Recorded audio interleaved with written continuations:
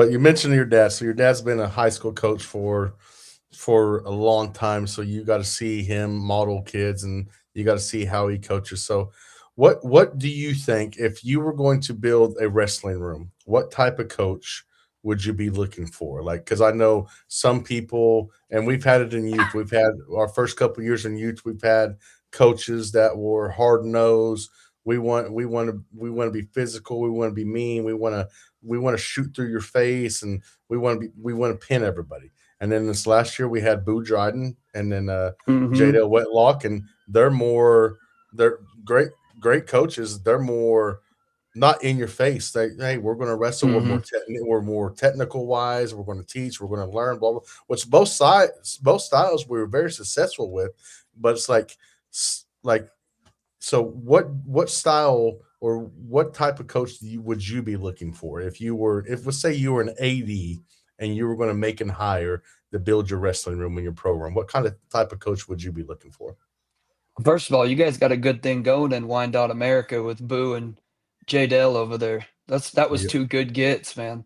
Those two Yep. dudes are studs. So that was two good grabs right there. But you know, the sport has from the 90s where I was talking about my dad and Blackwell to 2026, the sport has changed a lot. And I see that officiating it probably more than anything else that there's two styles. There's the Iowa style, in your face, run you down, run through your face type, keep you on the edge, and they're really successful with it. Today's day and age, there's a lot of ankle passing and roll throughs, and a takedown's not as easy to get as it was 15 years ago. And so I think it's just a preference thing. For me, I think that the technicians, they say this on the Flow podcast all the time, and I really agree with it. The technicians are always a step ahead of the scramblers, except for guys like, you got special talents like Sergio Vega and Jax and guys like that. But even Jax is on his offense all the time. He's not just looking to scramble. Serge is kind of a unicorn in that world that no matter who he wrestles, almost all the time, he's a step ahead scrambling wise. To me, growing up with my dad's a technician. My dad he calls it the wrestling Bible. It's about this thick of every technique you could ever imagine. And so, I think there's a world where both are important.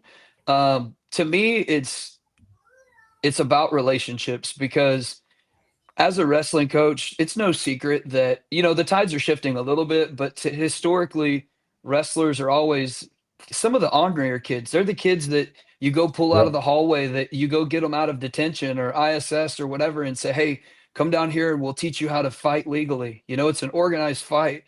And so those are the kids you got to make sure first that they know that you love them and you care about them and you want to see them be successful. And then whenever you're able to build that relationship, they'll run through a brick wall for you. Then you can go through those 2 and 3 hour practices and push them to the brink and make them realize that they have a little bit extra to give whenever really otherwise they probably don't know that. You know what I mean? In football's 5 second goes.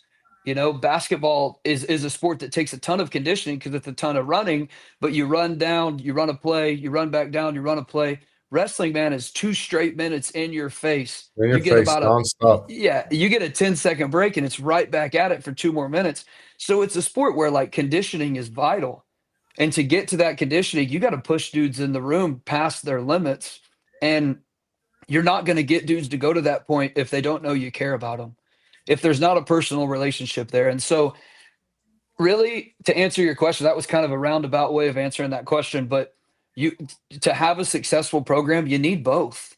You got to Yep. have somebody in there that knows technique, that can teach, that just teaches. There's guys like, I mean, you think of my dad who's been in it for 40 plus years, and he's a technician, and I've always told him this, he'll never do it. I've always told him he would be a perfect like assistant coach at the college level.